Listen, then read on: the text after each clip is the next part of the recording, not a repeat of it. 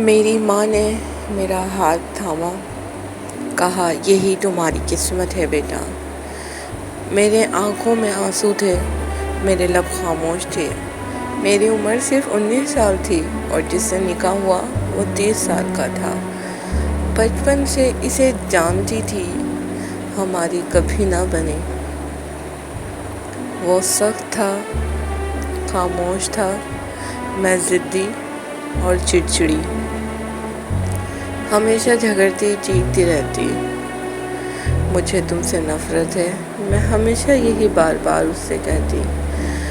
یہ جملہ میں اس کو روز بولتی تھی۔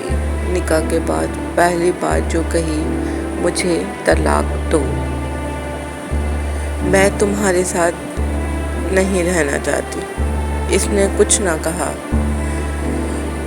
بس نظریں جھکا لی۔ میں اور بھڑک گئی۔ سنو، مجھ سے دور رہنا۔ شام کو خاموشی چھا گئی۔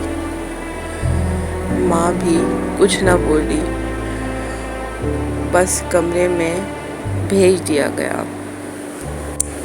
میں بستر پر بیٹھی تھی اور فون میرے ہاتھ میں تھا۔ ایک نمبر بار بار میسج کر رہا تھا، تم خوش تو نہیں ہو نا؟ کاش تم میری ہوتی۔ یہ میرا پرانا عشق تھا جس سے شادی کا وعدہ کیا تھا، لیکن قسمت نے مجھے کسی اور سے جوڑ دیا۔ میں میسج پڑھ رہی تھی کہ اچانک وہ کمرے میں آ گیا۔ میرے فون کی اسکرین اس کی نظروں میں آ گئی۔ اس نے میرا فون ہاتھ سے لیا، میسج دیکھے اور غصے میں مجھے گھورا۔ یہ ہے تمہاری محبت؟ میں چپ رہی اور ڈر بھی گئی۔ آنکھیں میں نے نیچے کر لی، بس اتنا کہا، مجھے طلاق دو، مجھے اس سے محبت ہے۔ اس کی آنکھوں میں طوفان آ گیا۔ فون زور سے دیوار پر دے مارا، دروازہ بند کیا، میرے قریب آیا، بہت قریب آیا۔ میں پیچھے ہٹی، کہا رکو پلیز رکو۔ وہ بولا،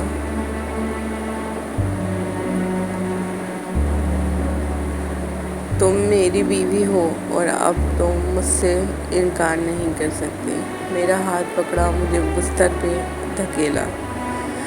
میرے آنسو بہنے لگے، چیخی، گڑ گڑائی، لیکن وہ نہ رکا۔ کہتا رہا، دل توڑا ہے، اب بدن میرا حق ہے۔ میرے لب خاموش تھے،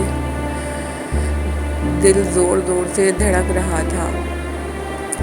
میرے اندر کی نفرت پتہ نہیں کیوں کسی عجیب سے جذبے میں بدل رہی تھی۔ صبح میری آنکھ کھلی، کمرہ خالی تھا۔ میں اٹھی، میں نے سب طرف دیکھا۔ بستر کے پاس ایک لفافہ پڑا تھا۔ کانپتے ہاتھوں سے کھولا۔ خط میں لکھا تھا،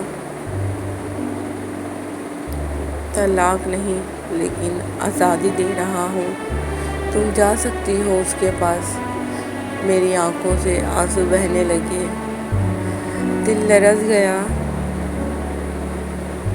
پہلی بار اس کی کمی محسوس ہوئی۔